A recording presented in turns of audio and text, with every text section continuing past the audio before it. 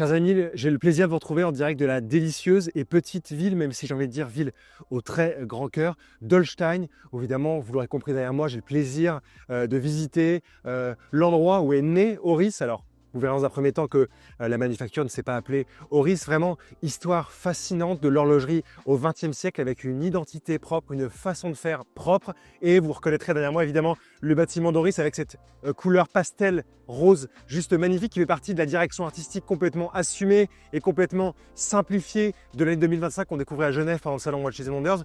Au menu de cette visite chez Oris, évidemment, la découverte de nouveaux modèles, la découverte de modèles du passé et surtout l'explication de ce qui fait Oris unique aujourd'hui, ce qui rend la marque différente. Sa façon de faire est encore un peu fondée sur l'établissage des anciens temps où elle travaille avec des fournisseurs d'excellente qualité dans la région suisse et la région française, soit du Jura, la Chaux-de-Fonds, dans le Tessin ou dans le Valais encore en Suisse, en tout cas un peu partout. Je vous emmène avec moi découvrir tout ça. C'est tout de suite, c'est maintenant et comme d'habitude, c'est seulement sur les Rabières. Merci.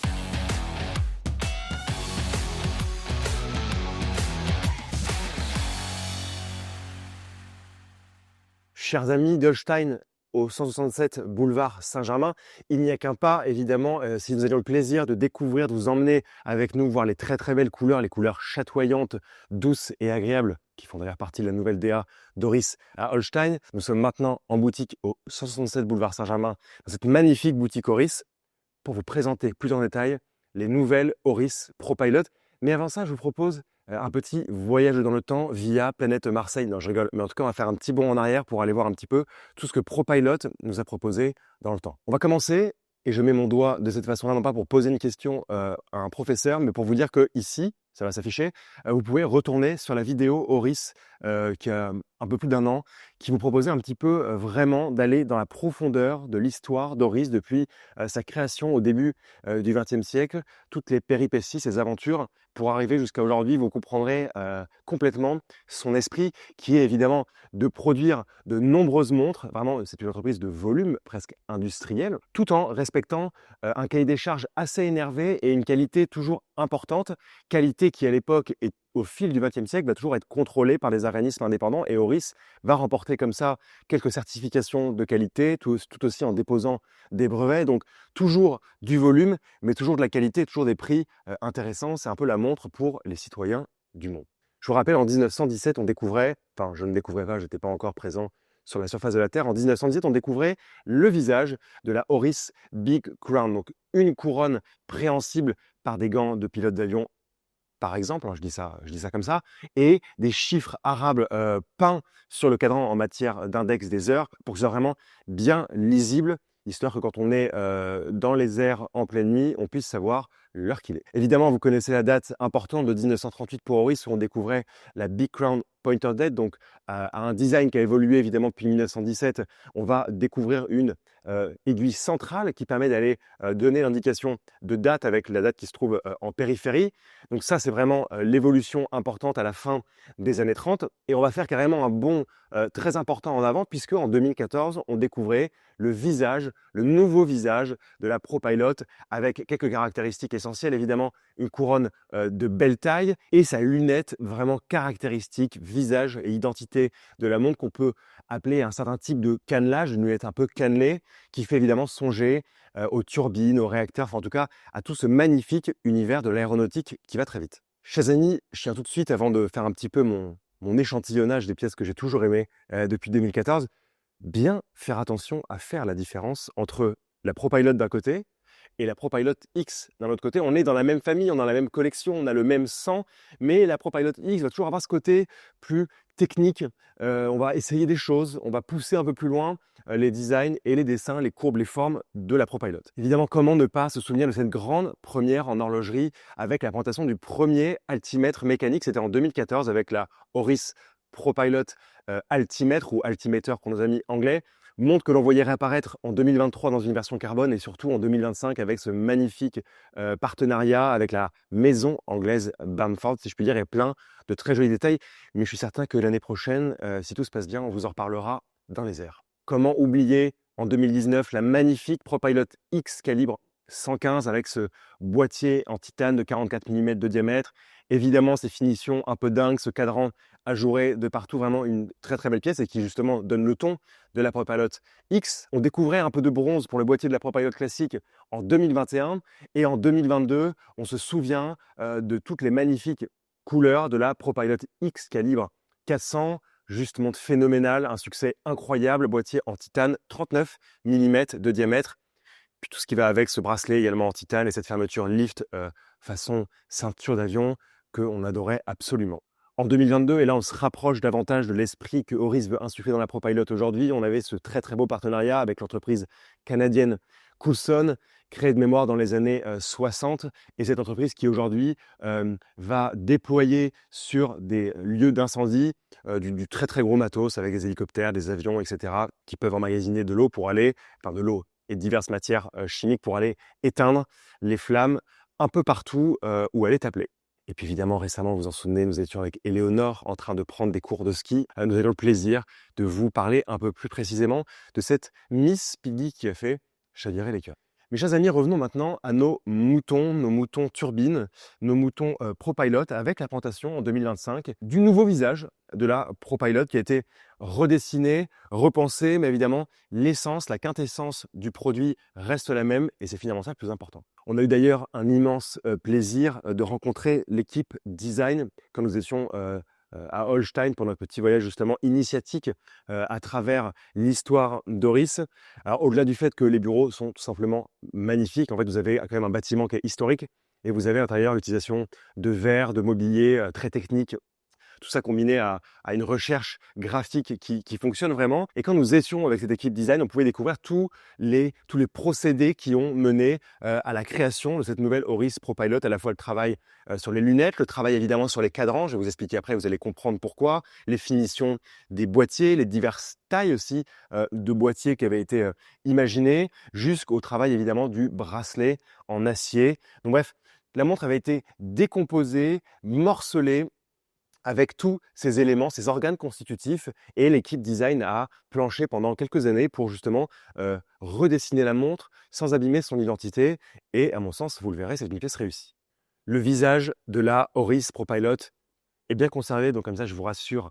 D'entrée de jeu, évidemment, on va trouver cette couronne ici vissée, étanchéité à 10 bars oblige, couronne bien préhensible, vissée, qui va reprendre le dessin, les gravures, la cannelure de cette lunette qui nous fait évidemment songer au magnifique univers de cette industrie aéronautique qui va vite et qui fait des flammes, on peut dire, si on pense au réacteur. Le boîtier fait 41 mm de diamètre pour une épaisseur de 11,7 mm. Donc en fait, la première chose qui choque, c'est se dire, on a quand même une montre qui a une belle présence, mais les cornes ne sont pas si longues que ça. Et d'un autre côté, on a quand même une épaisseur en dessous des 12 mm, donc on a quand même la sensation de très belle finesse, qui n'est plus qu'une sensation, parce qu'au poignet, ça se ressent véritablement quand on porte au quotidien. Donc je vous disais, couronne vissée qui reprend le motif de la lunette. Moi, ce que j'aime en horlogerie, c'est évidemment le fait d'avoir un boîtier bien brossé, bien satiné.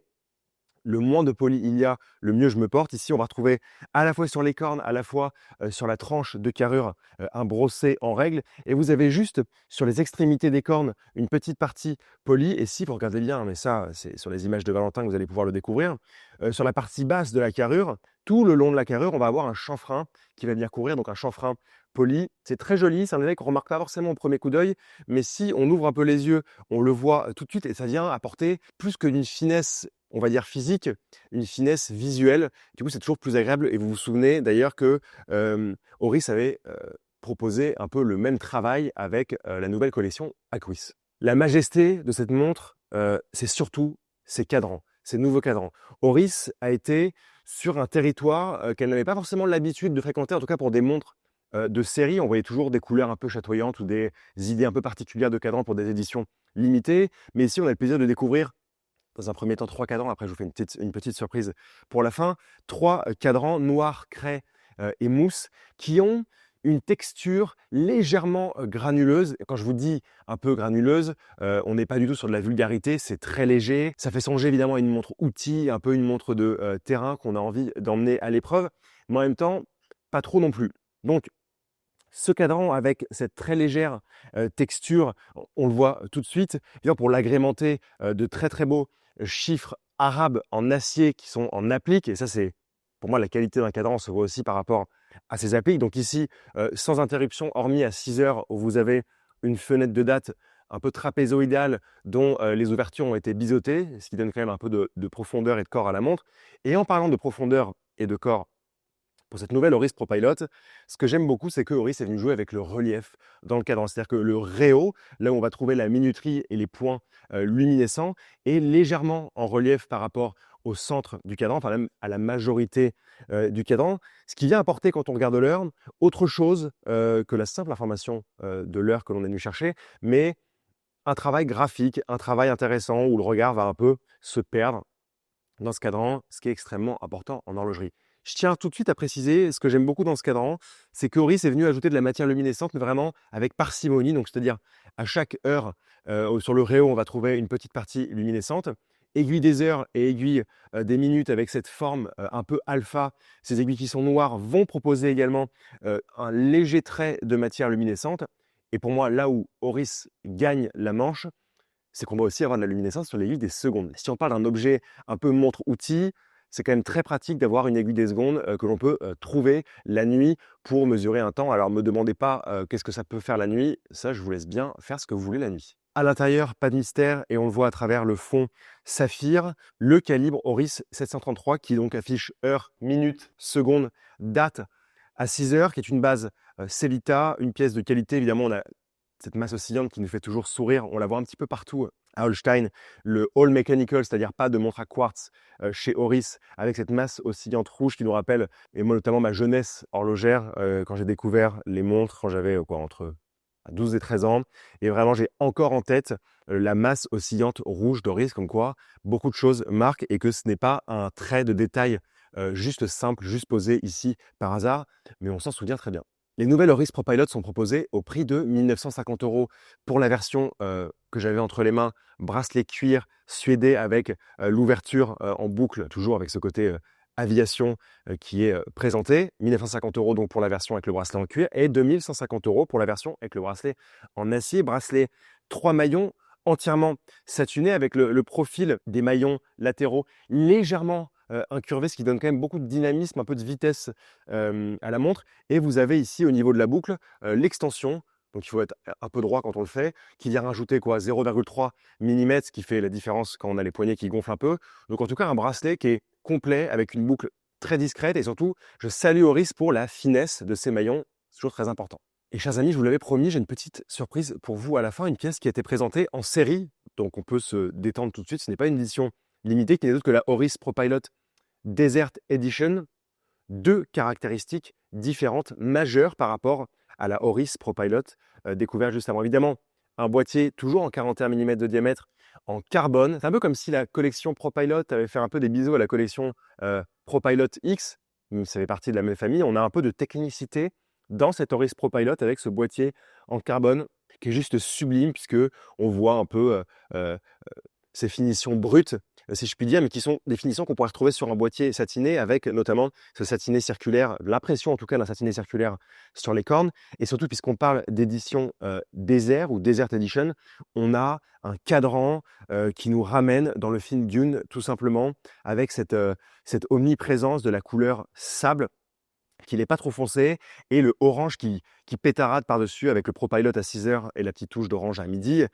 Sinon, on a toutes les mêmes caractéristiques que pour les pièces que je vous présentais juste avant, mais celle-ci va un peu plus loin. Et si on ajoute à cela le bracelet spécialement conçu pour la montre hybride textile caoutchouc et toujours la même boucle déployante, mais ici en acier avec un revêtement PVD noir, on a vraiment une pièce qui est pensée complètement de l'aiguille, si je puis dire, jusqu'à la boucle, et qui offre véritablement une proposition différente des autres Oris ProPilot, des 3 pièces que je vous ai présentées juste avant, qui reste discrète, mais qui envoie un sacré coup dans ce qu'on peut connaître en horlogerie aujourd'hui, avec ce boîtier en carbone et ce cadran reconnaissable parmi tant d'autres aujourd'hui avec ce nouveau dessin de la Oris ProPilot. Cette pièce-là, elle est proposée à 2 850 €. Pour les amateurs de la marque, j'ai envie de vous dire qu'on retrouve véritablement là où Oris est la meilleure, c'est-à-dire en proposant des pièces. Là, on est en dessous de 2 000 € quand même pour la version en cuir, mais pour autant, pas des pièces dont la qualité était négligée, puisque la qualité est juste à son maximum. Le dessin a été extrêmement bien pensé. On a une montre qui est radicalement différente au poignet, à la fois par son cadran, mais aussi par son boîtier, qui présente un peu tout cet héritage que je vous ai présenté de la ProPilot. Alors évidemment, on n'a plus les traits caractéristiques de celle de 1917 ou de 1938, mais on va quand même garder ce cannelage sur la lunette, on va garder ce cannelage sur la couronne qui est de belle taille et vissée. On a tous les détails du cadran qui sont juste sublimes et ce côté un peu texturé, granulé qu'on apprécie énormément. Donc c'est une montre qui est réussie, c'est une montre qui est complète, c'est une montre qui est proposée à un prix agréable, acceptable. Et donc forcément, c'est une Oris qui fonctionne déjà et c'est une Oris qui nous plaît énormément. Comme d'habitude, n'hésitez pas à nous dire ce que vous pensez de cette montre, quelle est votre couleur favorite, ce qui vous plaît, ce qui vous plaît pas. C'est toujours pour nous très important d'avoir vos avis. Et là, j'ai retrouvé un vieux copain et pour tous ceux qui m'ont supporté pendant toute cette vidéo, ces longues vidéos qu'on fait qui sont toujours quand même détaillées, techniques, j'ai une petite surprise de fin d'année pour vous, une petite surprise de Noël si vous venez au 167 du boulevard Saint-Germain, donc à la boutique Oris. 5 personnes parmi vous qui diront le mot surprise, grosse couronne, évidemment de la part des rabilleurs, se verront remettre quelques goodies de qualité. Et évidemment, j'espère que vous en témoignerez en commentaire. Il n'y aura que 5 personnes. Et pour ça, il faut me supporter toute une vidéo quand même. Je suis un peu méchant. J'espère que ces petits goodies-là vous plairont. C'est ma façon de vous dire que je vous aime, que je vous apprécie beaucoup. Et on se retrouve très prochainement pour une nouvelle vidéo. C'est ça? Oui, c'est ça, super. Voilà.